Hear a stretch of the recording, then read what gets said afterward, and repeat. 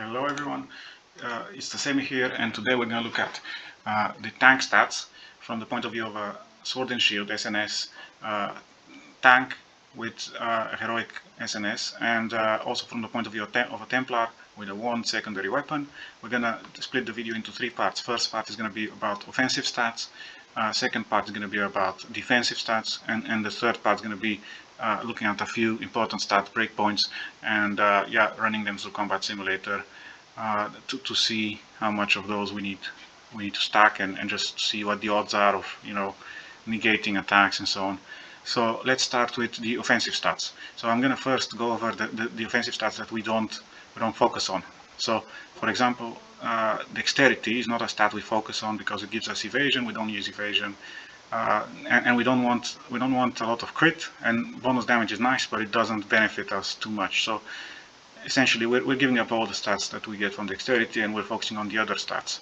So in terms of what helps our min and max damage, strength does, because it gives us heavy attack chance, and it gives us damage reduction, and it gives us a lot of min and max damage with each point. So then wisdom helps our max damage as far as I remember, and the cooldown reduction also helps us do a bit more damage as well. So buff duration helps hit chance, good to land hits for DPS, but our build is, we're tanks first, so we're not focusing on stacking 3000, 4000 hit chance so we can hit everyone for small peanut damage, because our damage is kind of is small, but we apply it many times. That's how we do it. So our focus is on buff duration here. Buff duration is what improves our damage buffs and helps us basically do more damage and survive more. So then, as far as I know, perception helps with max damage, and fortitude helps with minimum and maximum damage, even though all the stats it provides is basically defensive. So we can check that by scrolling here. So you can see we get bonuses from each of these stat points. So perception, intelligence, which is wisdom, does benefit max damage, and you can see min damage. We got strength, perception, fortitude. Yeah, so all of these contribute. Each point of these contributes to our damage output, because the minimum and maximum damage is what is used in calculations for all our skills. So then for offensive stats, we're going to explain why we're not focusing on crits, because in this tank build we're using the SNS to do damage, and the SNS, the actual crit range is very low. So we got like we're at 370 to, in this build for now, best in slot build, is it barely doubles. A crit barely doubles our damage. So essentially we don't have enough stats to max our crit chance to the point where in PvP it's going to be something great. So we just don't. We have some crit chance, but we don't want to stack the maximum amount possible, and that's because there's going to be players out there. I'm trying to make this build viable for PvE and PvP, and for PvE this is not going to greatly improve our damage. It's going to help, but then for PvP we're not going to land crits anyway, because the enemy is going to have a lot more endurance in many cases, and if they don't have endurance, they're going to have evasion, and this evasion is going to negate all our damage anyway, meaning that either way we're not going to land crits on most targets. So we're better off not focusing on that. We're better off focusing on max damage, min damage, and heavy attacks, and damage reduction as sources of our damage, and then improving our buffs, because we have a lot of buffs. So we're going to go over each of these stats in a few moments. So we're doing melee and magic damage, and damage reduction is one of the stats that basically we stack a lot of, and that can be converted to damage, and that is done through the counter barrier skill. And that skill, as you can see, it cannot crit. So this is one more reason why we're not stacking too much crit. So the damage reduction stat is multiplied by 250%. So we got, let's say we have 250 damage reduction. We have it multiplied to about 1,000, and yeah, that's how much we do with each counter attack in terms of damage from counter barrier, which is quite good. So then, this is why we stack damage reduction, because it improves our DPS to a degree. In terms of, if we look at it from an offensive kind of position, you're trying to do damage. Then the other stat we want to focus on is heavy attacks, but we only want melee and magic heavy attacks, and currently I have about 500 in this build of each, but as you can see, we have other sources of heavy attacks, so we need to understand the impact of a heavy attack. We just have to explain that it doubles your damage and healing as well, so it's very important to have a bit of this if you want to survive.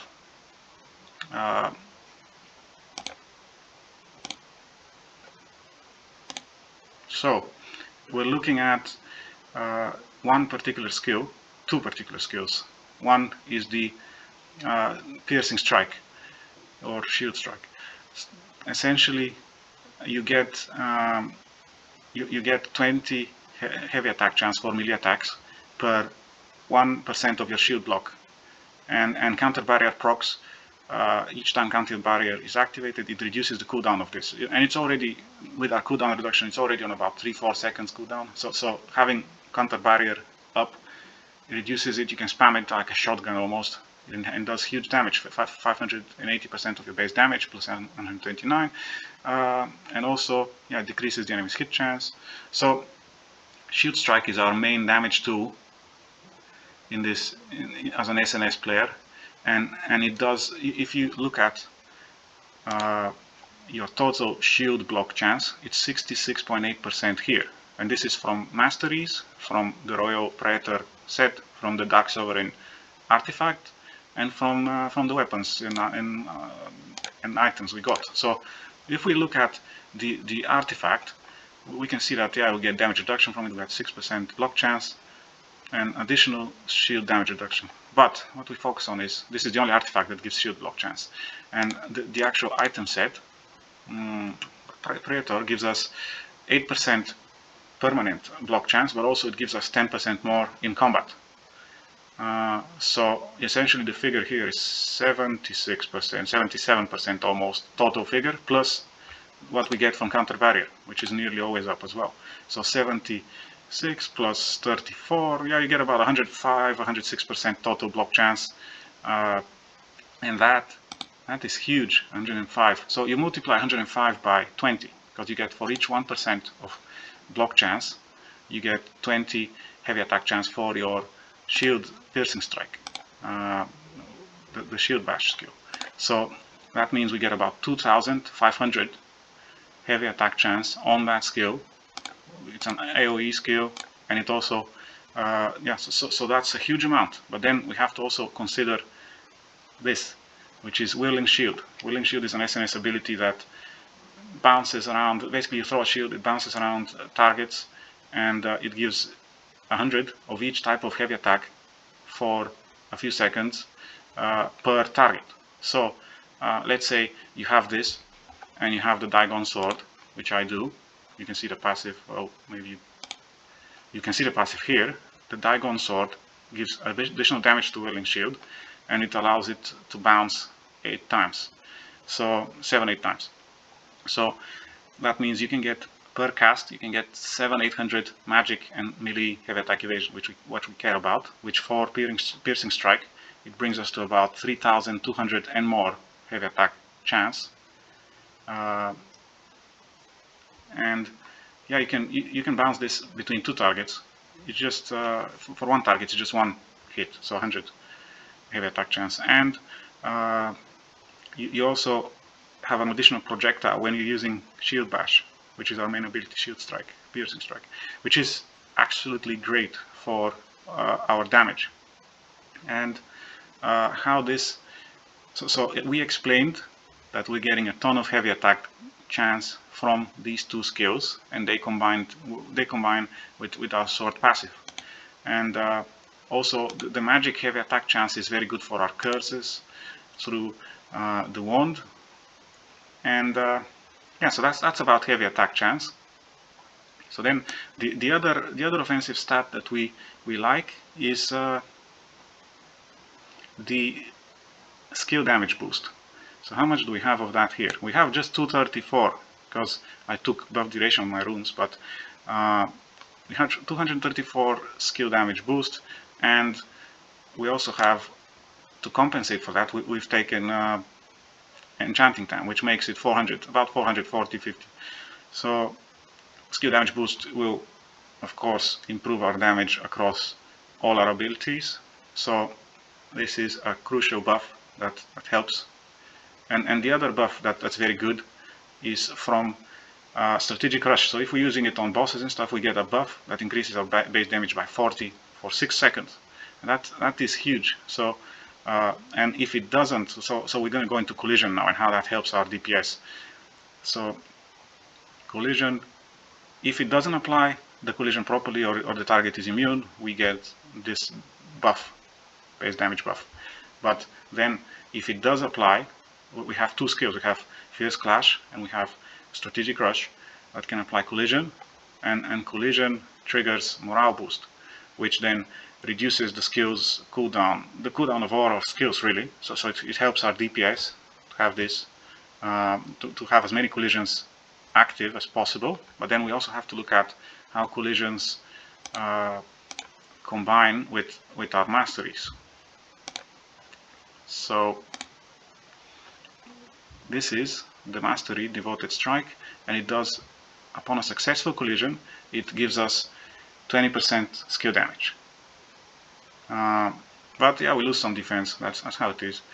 And we're using shield throw, whirling shield, to basically to get heavy attack chance, but it also, on use, gives us this 6 seconds of SNS damage amplification, which is 30%, which is huge. So already with these two we have 50%. So then for damage we also have Spectrum of Agony amplifier. So this roar amplifier, it allows us to get procs of our SNS skills like Dagon, the Dagon passive, Whirling Shield, and the Piercing Strike. It allows them to do small chunks of damage on top of what damage they already did, but it reduces our defenses again. So all three of these reduce our defenses. But the benefit of this is you don't have to have provoke on your skill bar, and but it only works within the provoke range, which is about 3 meters. So as long as all your targets are nearby, you're going to do a lot of damage in PVE. Same for PvP. So then the other thing this combines with is the Abyssal Burst wand talent.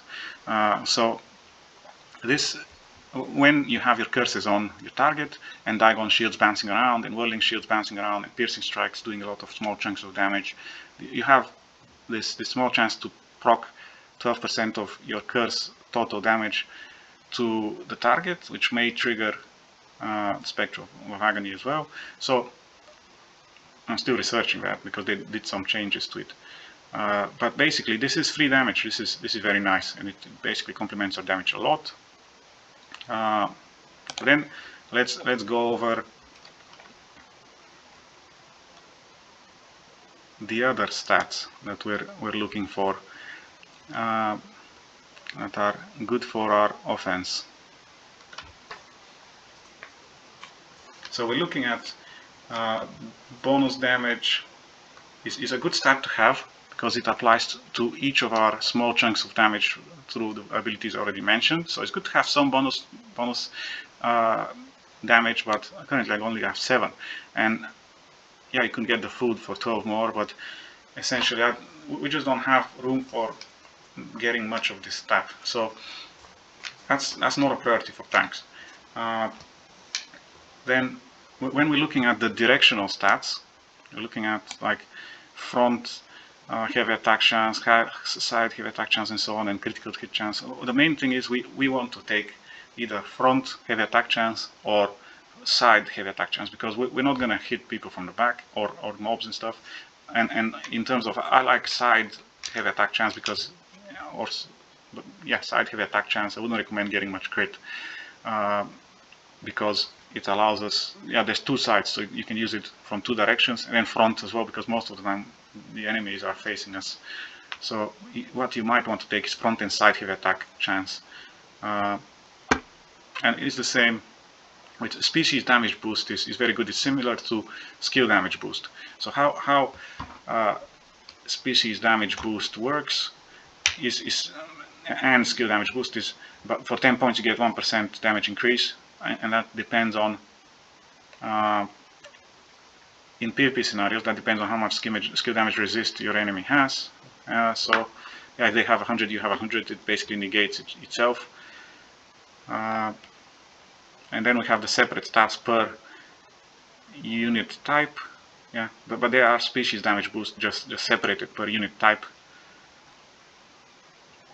So the other way is to amplify our damage is to ensure that we have enough collision chance to land our collisions, because we rely on the damage buff which comes after we successfully apply collision in PvP, and in PvE is not as crucial, but collision chance helps us land these more reliably, and also it increases, most importantly, it increases the displacement distance. So you're going to be pushing things a bit further away. So that is very useful in PvE when you're trying to push a boss or some mobs off a cliff and stuff.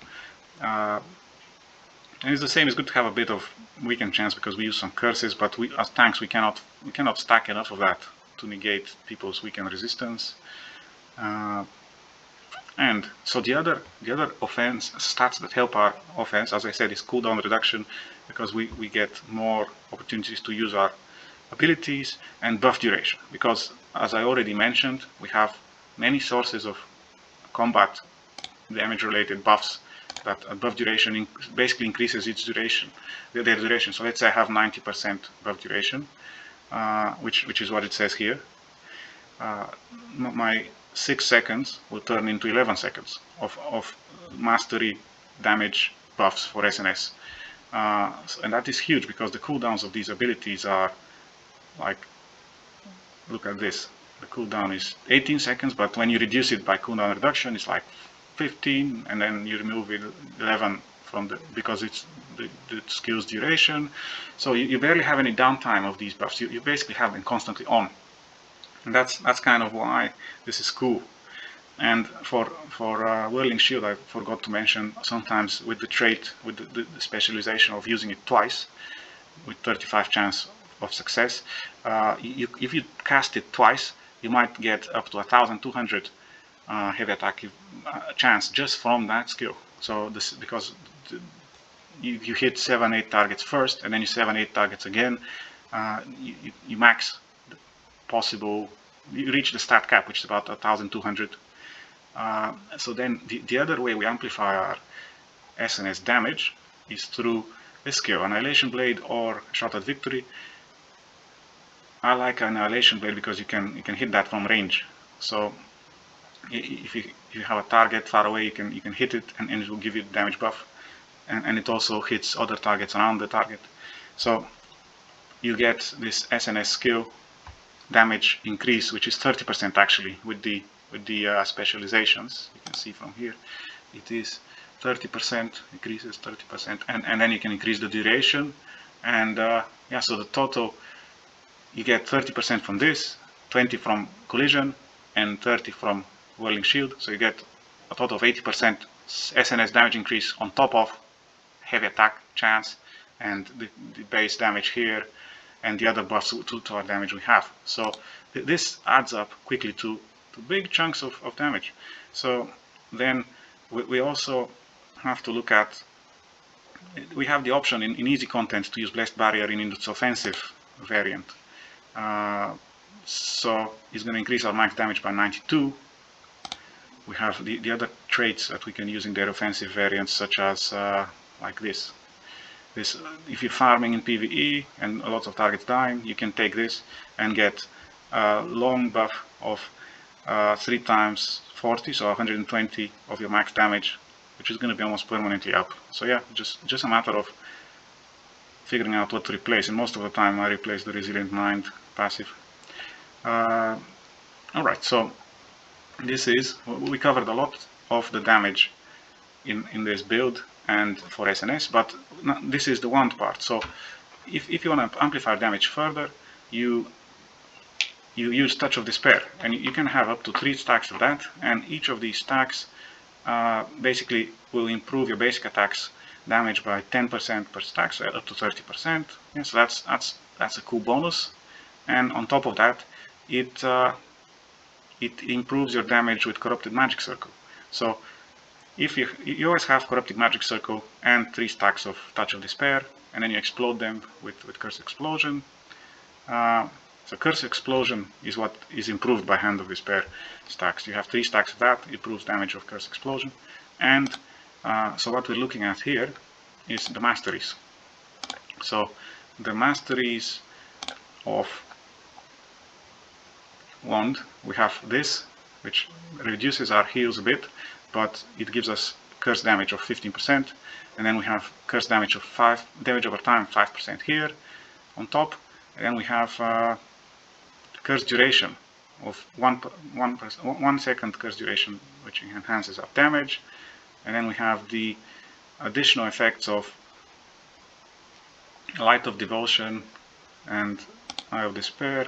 So and I missed one actually. We have the other offensive opportunities here. I like this one because it gives a damage over time boost and a skill damage boost, which we lack, and we get that just by getting hit, and buff duration helps keep this active. And the other thing is let's just recap. What have we covered?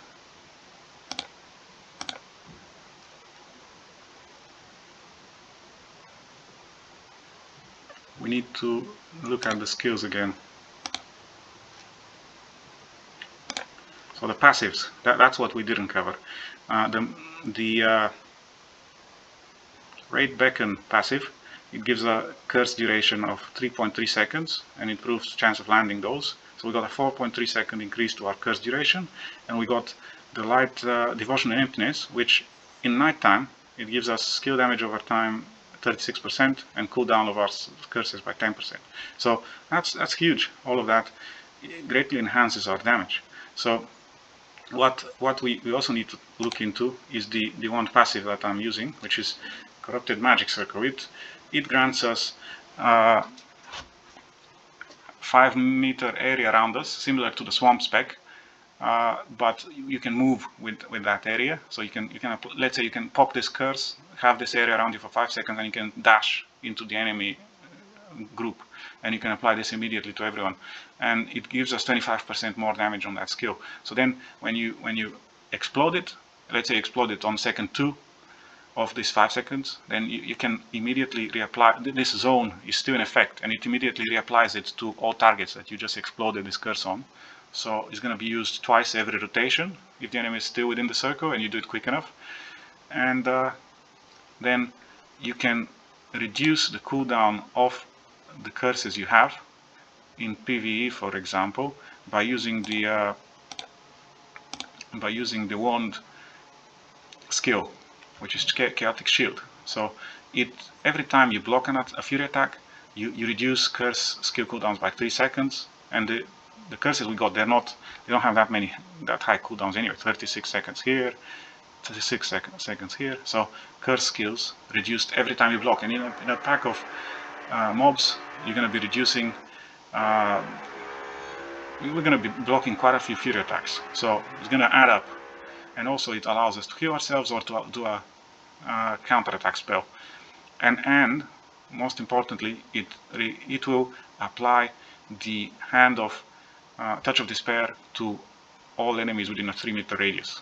So we got this Touch of Despair, and yeah, it's applied to all enemies by just blocking. So it greatly adds up to our damage, and the specializations we use here, we use Touch of Despair boost. So basically, Curse Explosion is boosted by Touch of Despair, this one. And we're taking all the traits on Touch of Despair if we're doing PVE, which one of them is to apply 2 stacks. And these 2 stacks, if you block with the wand Q, it does apply 2 stacks as well. So that benefits the wand Q because it's spreading this effect. And then this gives us an additional 3 seconds of this curse. So we got 4 seconds from the other stats, 4.4 plus 3, 7 seconds additional duration. And then we have this spreads to 2 other targets near your target. So yeah, you just apply it to as many as possible, and this is how we do damage. And the idea is that the longer the duration of your curse, the more damage you're going to do with Curse Explosion. That's basically how it's calculated. So you want to have your curse duration as high as possible, and you want to have all these damage buffs active. And yeah, you also want to have Piercing Strike specialization on, so you can have AoE on your Shield Strike, and you want to have Shot at Victory traded, and you want to have this 5% damage increase while Counter Barrier lasts, because that's important. Because Counter Barrier is going to last almost basically infinitely, and then you want to have the cooldown decreased of Counter Barrier, so you can use it even more. And then you want to have the Blessed Barrier duration increase as well, even if regardless of what you're using it as, damage or defense. And then for Whirling Shield, it's very important to have 35% chance of using it twice. And yeah, basically to get actual Whirling Shield, you need this spec, and you only need this one Time for Punishment spec, so you can get it into enchanting time. You don't need both. You don't need this duration extension, because it's going to be overkill. You already have no downtime on that skill. So yeah, that's all the passives we're using. And yeah, we already went over all the damage related masteries. And in terms of SNS, we don't have any more skills really that we can use for damage. We already put all the SNS damage skills on our bar, and apart from Annihilating Slash, and I mean that's an alright skill, but in our rotation currently we're not using it because Piercing Strike has decent enough uptime to be permanently spammed, so you don't need an extra skill. So then what are we also looking at? I'm just checking if I've missed anything. I have a list here. I think we basically covered the entire damage kit of SNS Wand, apart from one thing, which is Ray of Disaster. So you can slot in Ray of Disaster instead of Fierce Slash, or you can even use Annihilating Slash. If you're facing, let's say, a single target, or you're facing a group of targets and you want to use Provoke as well, because Spectrum of Agony will trigger if you have Provoke on your bar. But I use it mainly when I'm doing solo bosses, because this skill, Fierce Clash, is ineffective if you're doing solo bosses, and you can replace it with a damage skill. The other thing is, yeah, you can do curse spreading and stuff, but as a tank and in PVE and in the role I play, I don't currently use that too much.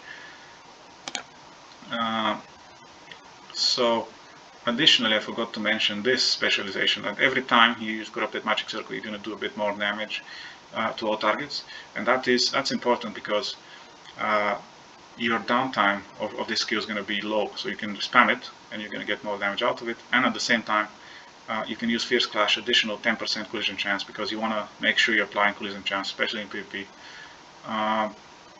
Yeah, so in terms of offensive stats, we have covered a lot. Let's see if we're missing something. Attack speed is very good to have a bit of, and you can get that from masteries. I'm going to check how much I got here. So as you can see, buff duration we get from the weapons, the runes, the food, the masteries, and the stats, and it's very important.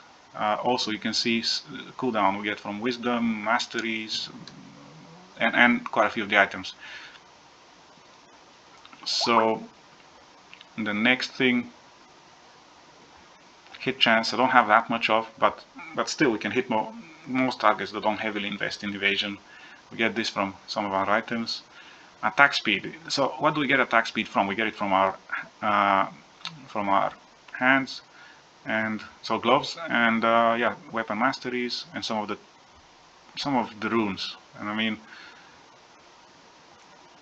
we don't have that much of it, but still it does help, because it helps our combat animations, because sometimes we want to spam quite a few abilities, and having a bit of attack speed helps with that, and also it helps with basic attacks. So yeah, cool. We covered the attack part. I'm just gonna try and explain how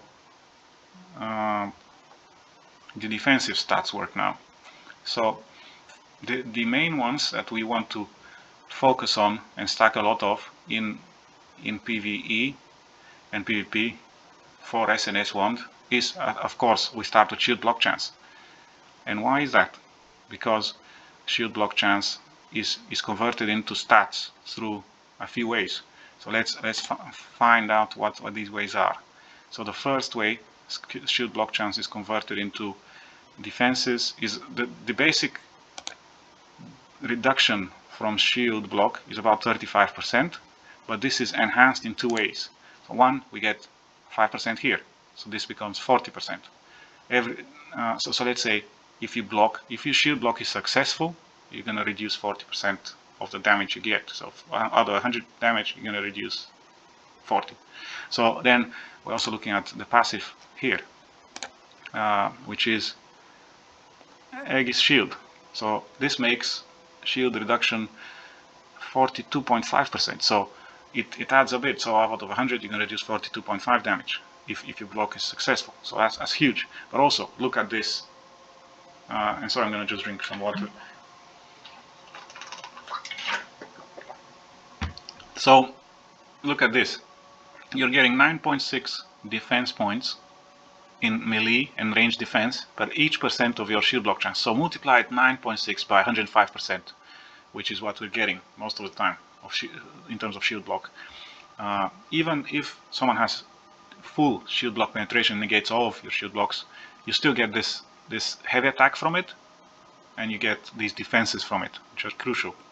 So and in PvE, no one runs shield block pen, so the mobs and the bosses mostly you block a lot of the damage. So let's go back to this. So 9.6 for 1%, you got 105% roughly, 106.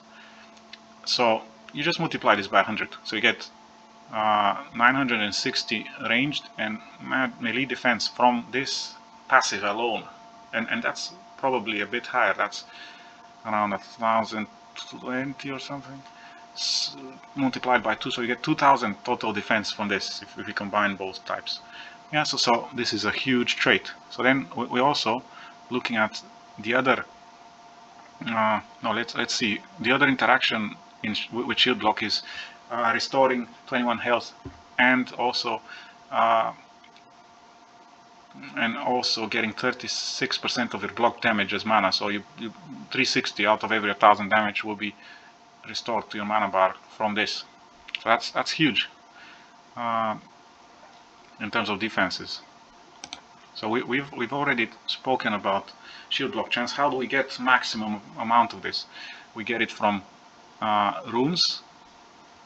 Don't know why this is showing like that. Oh yeah, you get it from runes. You can get a bit.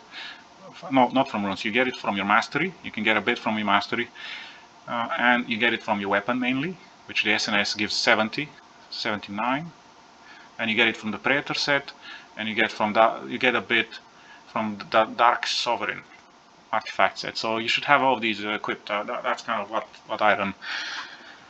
So then we're looking at the other ways we survive damage, the main ways. So obviously the main huge way is damage reduction, because let's say you have a passive 212 damage reduction.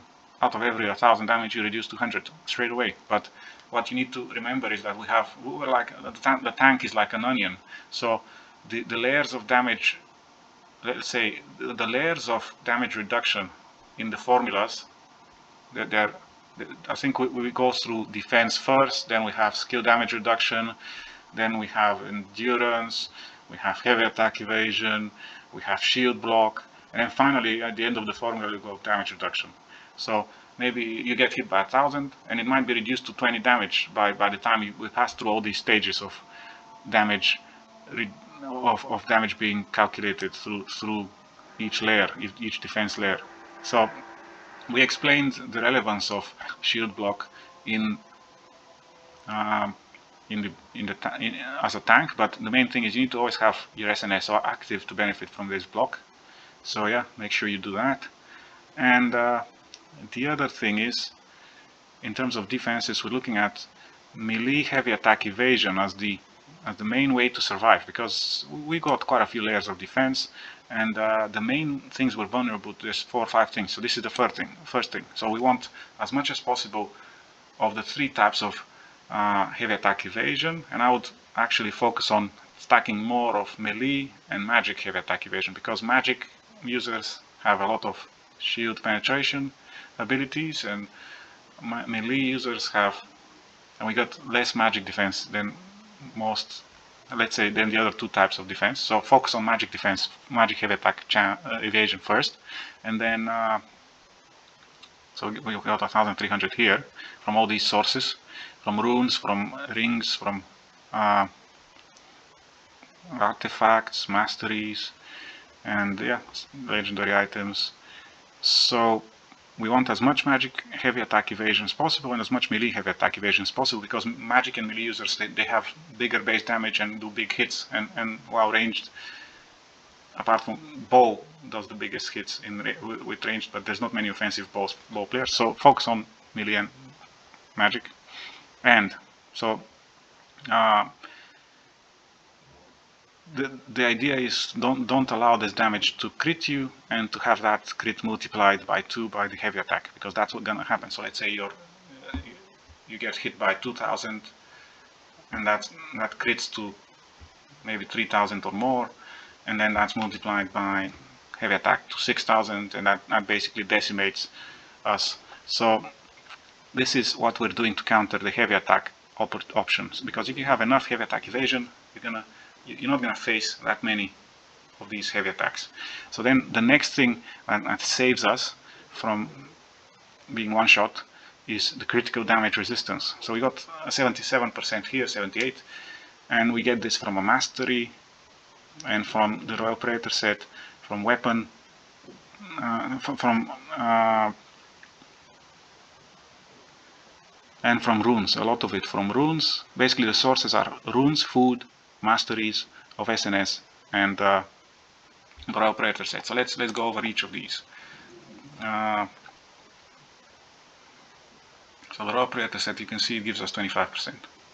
So then we're going to go over what the food is. We got a food that offers us 8%, and we got the mastery that offers us around 14% or more, but yeah, as long as you have at least 20k health. And the other mastery, which offers us a bit, 5% here. So yeah, we got these defensive traits. And actually, I just remember, I forgot to mention this. Power Breach is very good for enhancing our skill damage boost. That's an offensive trait. It reduces our defense a bit, but every time you use Piercing Strike, which is our main ability, a Shot at Victory, or Annihilation Blade, which we use as well, is going to give you a boost, a skill damage boost of 150 to your next ability. And that ability could be a wand ability, could be your curse. And because you're going to be spamming Piercing Strike a lot, it's going to enhance your Piercing Strike automatically. So let's say you use 5 Piercing Strikes in the span of 6 seconds, each of them is going to be enhanced by this 150 skill damage boost. So that's a great addition to the damage of Templars and SNS players. So in terms of attack speed, this is where we get attack speed. Alright, so let's also show you the shield block nodes. As far as I can tell, it's this one, was it? No, it's this one. Shield block chance, we got 8% here, we got 2% here. Alright, so we're coming back to the defenses. You can see we get a bit of damage reduction from this mastery, but it reduces our base damage. And so I was talking about the heavy attack evasion and then about critical damage resistance. Yeah, so what else do we get critical damage resistance from? I think we covered everything. So just runes. Let's click on runes. Critical damage resistance 7% here, and each slot has an option for critical damage resistance. So yeah, make use of that. Heavy attack evasion, the way we get this in our build is through the pants. The heroic pants give us 160 here, 160 here, and it's the same with the actual accessory, which is the belt, gives us two 160s as well. But we don't have that on Questlog yet. So we also get heavy attack evasion on these rings, and we can equip two because one of them is in the fortified form. So 140 here, 120 here, and the actual set, as you can see, the set value gives us 60 more, and we get some more from fortitude. So we get 100 more from fortitude, and maybe a 60 more if we can reach 80 fortitude. Yeah, so this is where we get heavy attack evasion, which is a very rare start to get, and critical damage reduction is also a very rare start to get. So then the other, so if we do get, let's say if we do get a big crit, this critical damage resistance is going to stop the damage, because let's say dagger players or crossbow players or staff and so on, quite a few of these weapons, they do have critical damage enhancements. So when they crit, their damage will not only go to 616 as it is here, it's going to be amplified by a further 80%, depends on how much of crit damage they stacked, and our crit damage reduction is going to negate that stat if we have, let's say, 80% and they have 80%. So but the other thing we have to consider is that for these weapons, critical damage, like crossbow and stuff, critical damage and crit in general is much better, and bonus damage is much better because they have wider range, wider damage range. So let's say their max damage will be 600, but their minimal damage will be like 150 or something. And stone staff players can get to like 1000 max damage. Same with greatsword. So that is why we get critical damage resistance and heavy attack evasion to avoid the big hits. And then the next layer of defense here is the endurance. So we got three types of endurance: melee, ranged, and magic. And as you can see, we get a lot of this from our armor, and we get some from masteries and some from the artifacts we have equipped. And the idea is to have a decent amount of endurance, but we know we can't top the amount of crit they have, so we're going to get up to about 2000, or as in my case, 1600. And what this is going to do is it's going to make it less likely for the enemy to crit, but they will occasionally crit. And when they do, this critical damage reduction is going to make sure this hit is not too heavy for us, and we can handle the hit. So the other layer of defense that we're relying on is the normal defense. And this normal defense is, we got 3600, about 3500 of each. And how we achieve this value is through this passive and through this passive as well, impenetrable, which is enhanced by the mastery as well. So we're just going to go to the mastery though. So the mastery is this, which is the bulwark stance. If you have 10 or more targets around you, for example in a siege, you get 980 of each of these three resist types, which is a great value. So this is currently not active, so our defenses would go to 4500-600 with that on. And these defenses do reduce the damage of attacks very significantly, so they are a great way to protect yourself. And on the subject of defenses, we also have a few skills that help us with that. And the main one is, where did it go? The main one is here, is a wand buff. The wand buff, blessed barrier, it can be with buff duration, which I'm going to talk about later. It can be almost permanently up. And yeah, so what does it do? It gives us, let's say it gives us a stat amount. So it gives us 2100 defense.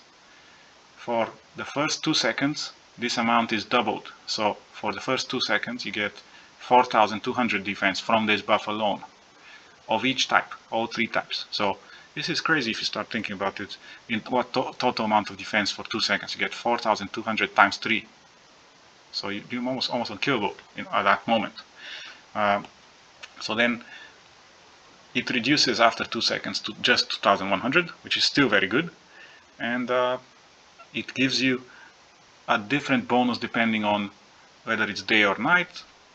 And that bonus is 48% healing through the day, and endurance of 500 of each type at night. So let's say at night you're doing PvP, your endurance jumps to like, a total endurance jumps to like 2000, 2200, which is great. But this bonus is also doubled at the start of the first 2 seconds. So this is the skill you want to basically have active at all times, and that's why we're building CDR. We're using morale boost, we're cooldown reduction, we're using morale boost, and we're using buff duration to increase the amount of uptime of this. And this is the same if you use the damage version of this, because you don't need the defense. It's going to be multiplied. No, I think the damage version is not multiplied by 2. So I think the defense version is just superior, but sometimes we just don't need the defense. Okay, so the other layers of defense, because these are our main ways of survival. The other layers of defense, if you need to survive attacks, it would be either this Q, which is from wand, and using the heal. Well, the heal is going to heal for about 2000 with the current level of healing power we have, and it's not as strong. This Q, the SNS Q was nerfed recently, so it lost its passive 160 damage reduction buff, which was great. We don't have it now, but it's still it heals us for about 2,000-3,000 health, and it also gives us 20% max health. So like with my 25k health, we get about 4,500 in shield. So the shields are a great way to survive difficult moments when for example, you're being focused by an enemy who's reducing your healing with a debuff. So this is the shield is going to help you survive, because the shield amount is not reduced. The healing amount would be reduced, but your shield amounts would be what saves you. And you get shields from several sources, from Q and from enchanting time. So let's talk about enchanting time a bit. So enchanting time is enhanced by this passive here, spectral defense, and it allows you to get a shield of about 2000, and which is always good, and yeah, it allows you to pass through targets. So this saved my life many times in boss fights and in PVE, and even in sieges, but mainly it works in PVE. The main thing is, let's say you're stuck in a corner between like 12 mobs and you can't get to the boss to do a mechanic, or you're just stuck in a corner and you can't position properly. You pop the enchanting time with spectral defense, and suddenly you're like a ghost and you can pass through targets. And that's great. That's kind of how you sometimes survive. And also we have the blessed haste passive, which gives us 14% decreased healing cooldown, which is how we can heal more. So we're now on the subject of healing. We have a few opportunities to enhance our heals. So the main way we heal ourselves as a kind of tanky SNS wand player with damage is through Vampiric Contract, because it heals us for 18% of the damage done, multiplied by whatever healing received and healing power we have. So and of course, if you hit the target on the side or on the back, it increases by 10%. So basically, as long as you're doing damage, and you can do damage passively with curses and stuff, you can heal yourself through this, even when you're crowd controlled, and that's very important. So this is a huge amount of healing for our class. Also, so the healing is increased by this passive, which is also increased by the masteries linked to it. I'm not going to explain them, but you got, well, I'm going to explain them. Devotion and emptiness is improved by this. I have emptiness, so it improves the effect by 20%, but if you have it together with the other effect, this 20% improvement will be retained regardless of whether it's day and night. So look, we have this 20% improved here. So yeah, this is why we combine these two, to have this 20% effect always active. And when we come back to the skills and the passives, obviously we have opportunities to further increase our healing, and that's done through the Noble Revival passive. So 3% per 1000 max mana. I have about 13k max mana, so I can get like, I get about 30% out of this, maybe 36% healing just from this passive. So if you need the healing, you can always include this here, but for me this is optimal at the moment. I don't need that in most scenarios. And the other way is through Saint's Oath that is not converted to damage.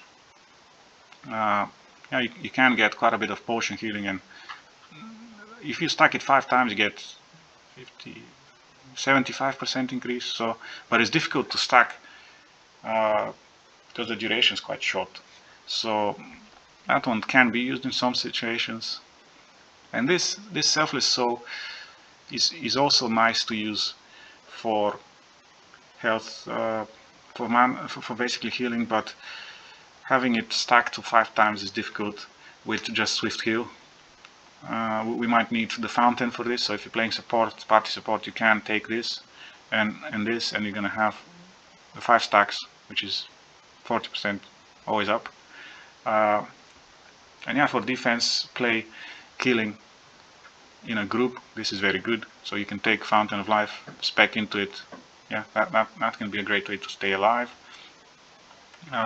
Then we're looking at Swift Heal as our main healing ability, and yeah, it can be used 3 times in a row with the trait, with the passive, and yeah, it offers decent amount of healing if you stack enough healing power. And now we're going to check our healing power.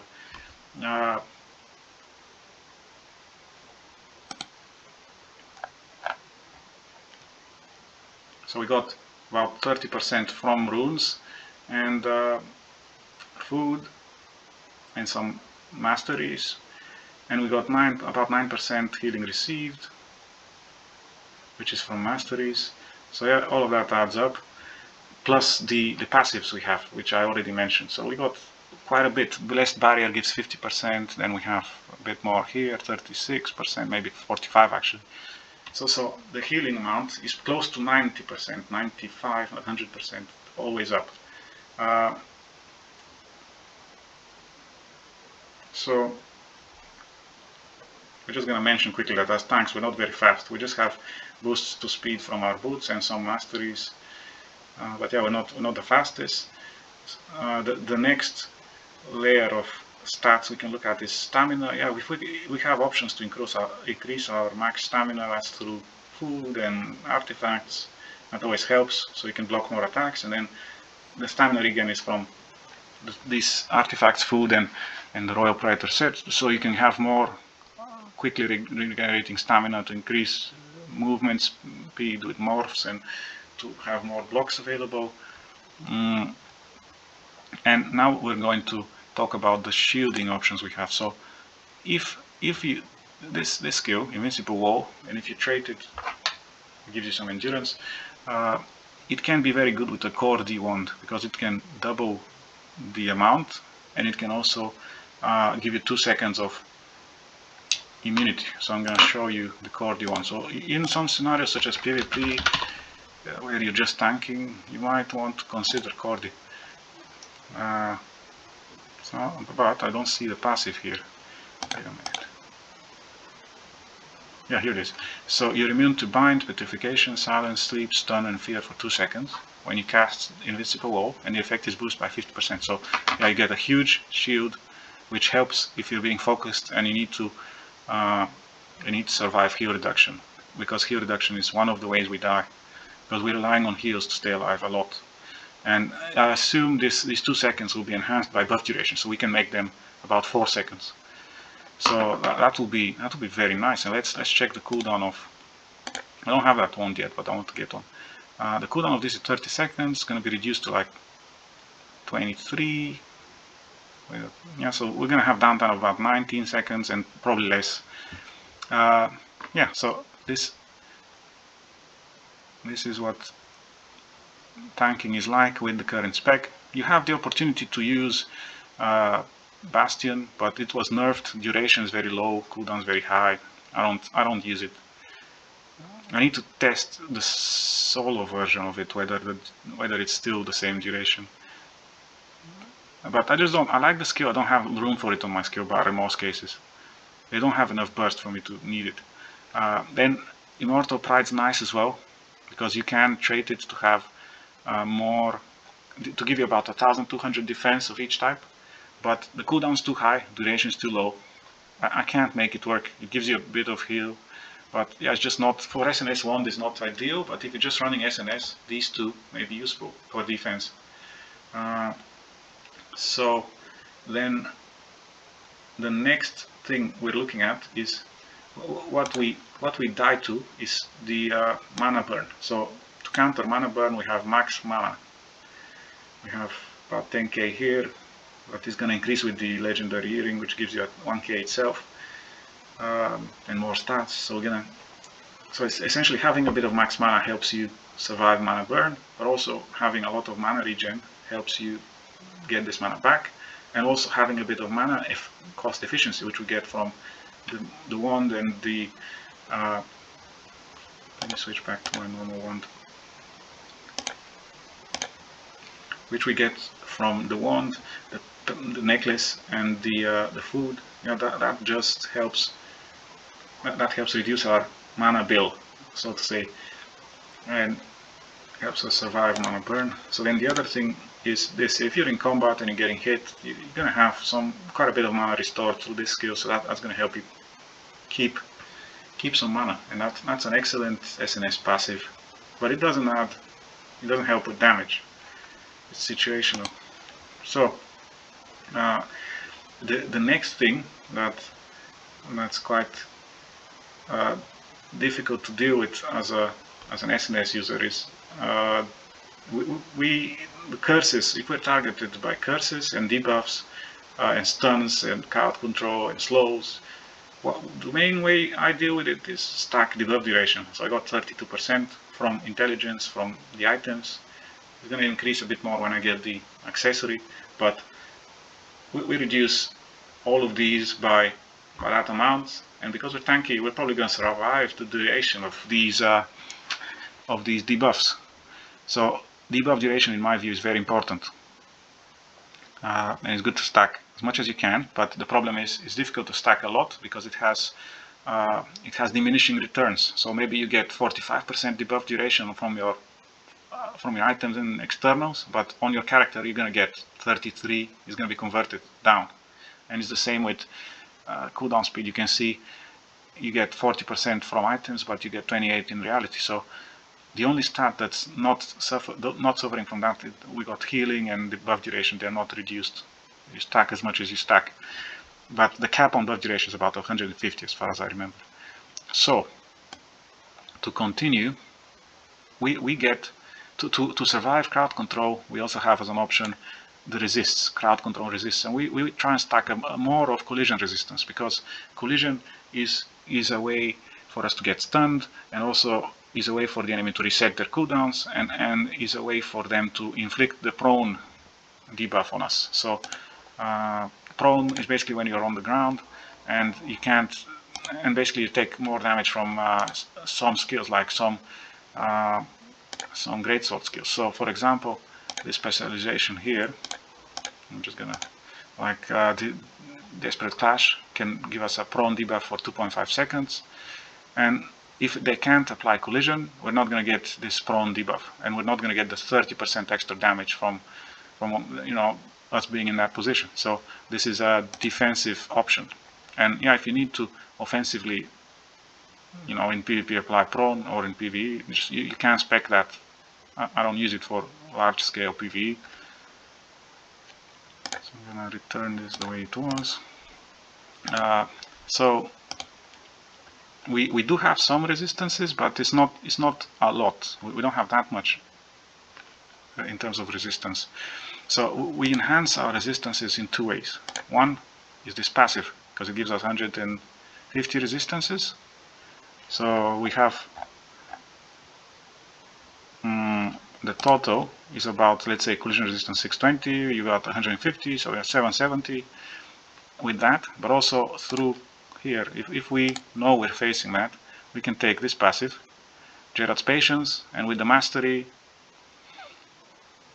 it adds a bit. So 10 times, we get about 200 extra. So we're going to be at like 1,000 collision resist. Yeah, so then we also look at the enhancement to this Gerard's passive, which I have, which is it gives you debuff duration. So you can get 8% extra debuff duration, maybe adding it to, maybe you're going to reach 40% on the character sheet, which is very good.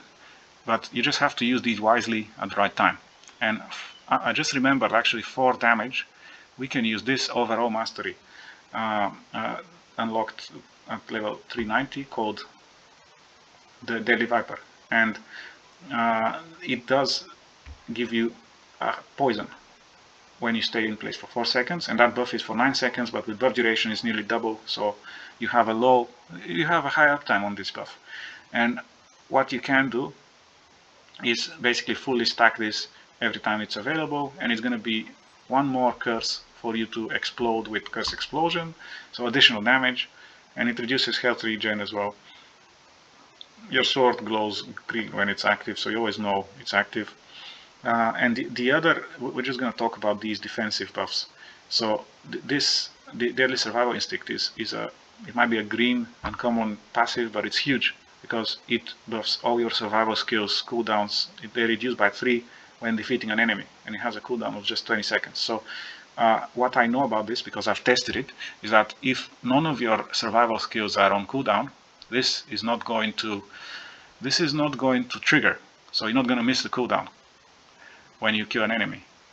But once, let's say, you use Blessed Barrier and it has like 15 seconds remaining on its cooldown, once you kill an enemy, it's going to be reduced to 12. So, and it does apply to all our survival skills. So we're just going to go over how many survival skills we have on our bar. So you can check by the skill type. So Enchanting Time is not relevant because the cooldown for it is not problematic. But look, Counter Barrier, as far as I know, is survival. Recovery. This is how it's coded on OPGG. So all of these that say recovery are going to reduce in cooldown when we kill an enemy every 20 seconds. And so yeah, we get this off Blessed Barrier. We get this off the Swift Heal. So yeah, it's going to help us heal more. And it's going to help our Counter Barrier, and it's going to help, I think it works on Enchanting Time. So those are the skills it helps currently, but it would help with Fountain of Life as well, and the Invincible Wall, like Bastion, and Immortal Pride. Yeah, so there's a lot of uses for that skill. So then, for that passive, so then we go back to the passives. Where is it? It was on Masteries. Then we go back here and we look at this, which is Overcome Crisis, which every time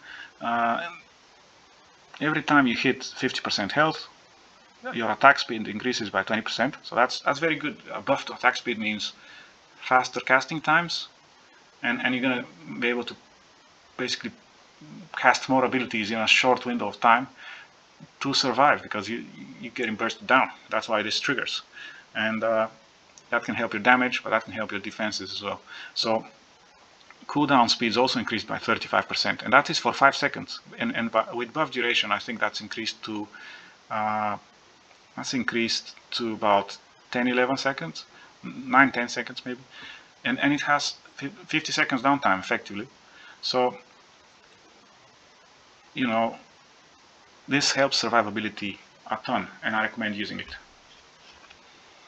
The other options here are really the Dragon Ascent can be used for damage if you have the mana passive on as well, because you get a ton of mana you can't use from blocking, and this can consume it up to 60% permanently. So one passive triggers your mana to be full, this passive triggers for it to be 60%, so you're getting free damage from this.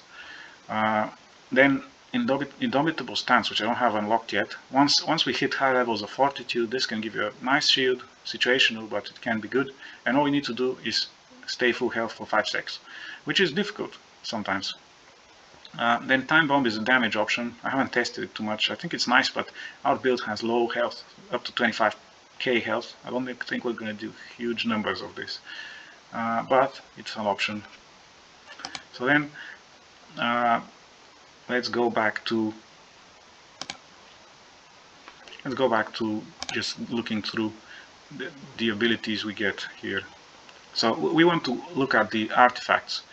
For crowd control resistance, we have this passive that's on a 20-second cooldown, and it lasts just 3 seconds and is not affected by anything really. It just, on a shield block, it gives us a 2000 health shield. I forgot to mention that this is one more thing that's linked to your shield block, and it helps you survive. So yeah, 2000 health free shield for 3 seconds, every 20 seconds, not too bad. And then the rest is, you have this crowd control steroid, crowd control resist steroid, that's going to help you keep alive for 5 seconds, and it's not affected by buff duration, once every 2 minutes, as far as I can remember. So yeah, that's very good for surviving burst and crowd control, because the more your crowd control resistance is, the quicker your immunity to crowd control is going to trigger. So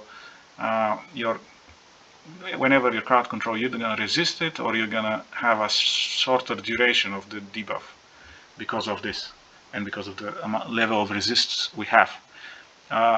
Okay, so how much of this did we cover? So I explained that buff duration increases all our buffs, and we have a ton of buffs. So we're just gonna summarize how many buffs we got on our build. So we got a buff on this. This is a buff. This is a buff. This has a buff. This gives us two buffs actually. This gives us 1 buff or 2. This gives us a buff, damage buff. This gives us 2 damage buffs. This is a damage buff. So most of what we have on our skill bar is basically buffs, and yeah, let's just add on. Let's add these on. This is a buff. This is a buff. This is a buff. So yeah, add these on, and we get a lot, and we get extra stat points from here. 5 stat points, but it can be replaced with something else later. If you hit your stat breakpoints, you might not need that. So we're continuing with the stats we haven't covered yet. Let me have a look at what might that be. So in terms of directional resists, I would say that we go for front damage reduction or side damage reduction, and front endurance or side endurance. And those are the defensive options really, because if we are tanking in PvE, you can stand in a corner and make sure they're hitting you from the front, so this is going to be always active. Or you can, or if you're somewhere out in the open, you know, there's going to be mobs all around you, so quite a few mobs are going to hit you from the side. So this is going to be useful. And even in PvP, quite often these will come into play, but they're not very significant. They're just on earrings. So then the rest of the stats. Let's check what am I missing here. We don't have enough weaken resist, but this is why we're stacking. So let's check how much is our weaken resist. A lot of people stack weaken resist. We don't have that much of it, but we do have the buff duration to compensate. So yeah, we're gonna get hit by curses. We're gonna try and block them, and we're gonna try and reduce their duration. which is going to still help with cutting damage down. So I'm just checking what is there anything I haven't covered?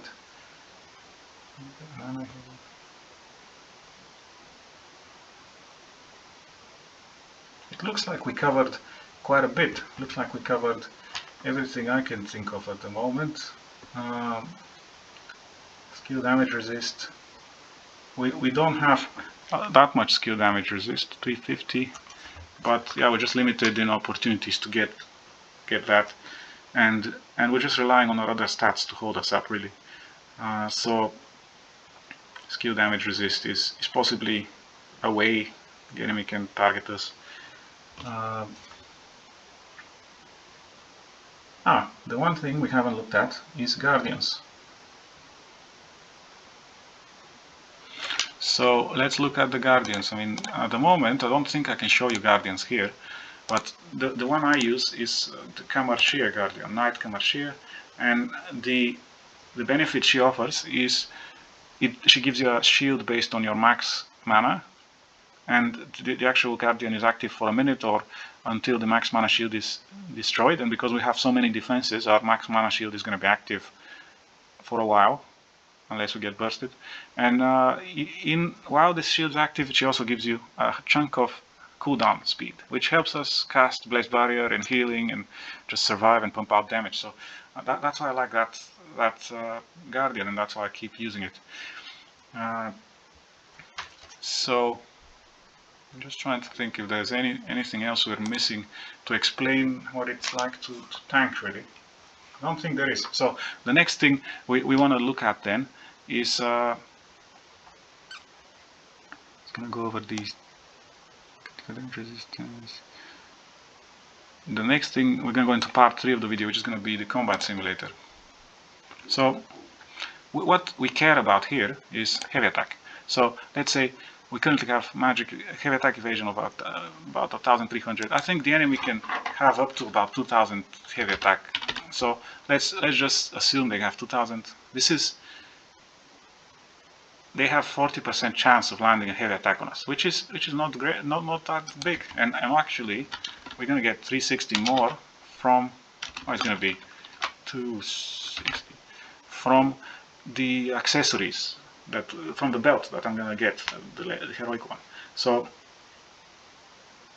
we're going to have about 30% chance of getting hit by a heavy attack, which is fairly good.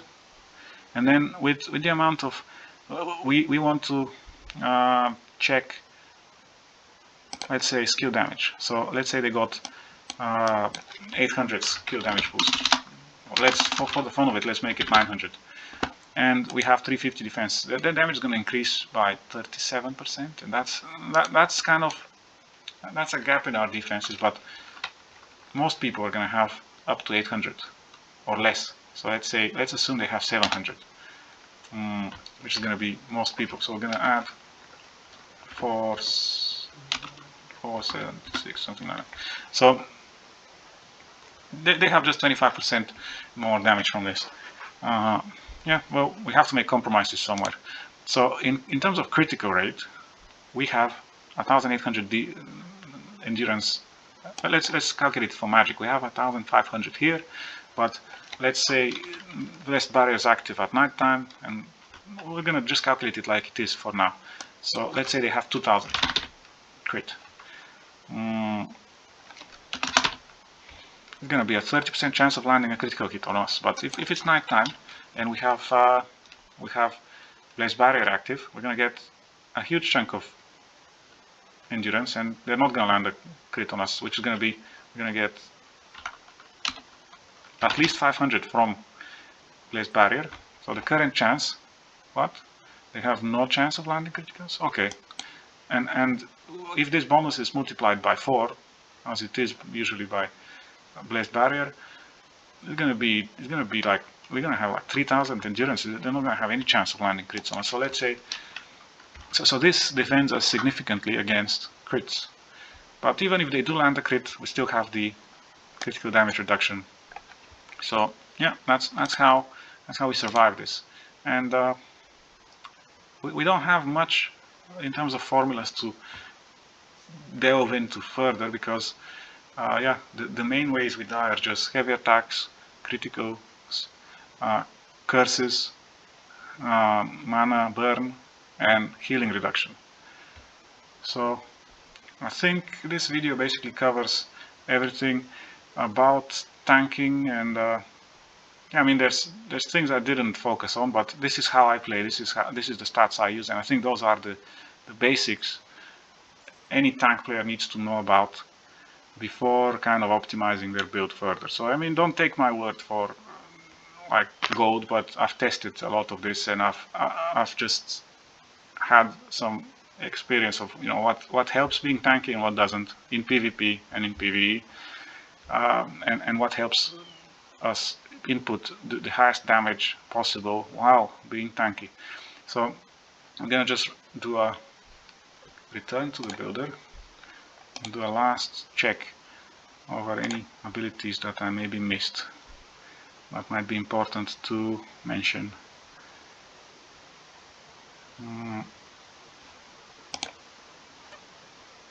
We can talk about the event wand for a moment. So the event wand is great because it reduces the defense of the enemy by 10%, and I'm considering trying it, but I like the secret, the Wand of Deep Secrets too much, and I think the event wand I don't think is better than the Wand of Deep Secrets. So this is a cheap wand, you can get it easy, and yeah, I think it's great for Templars. Alright, well, that's all I can think of.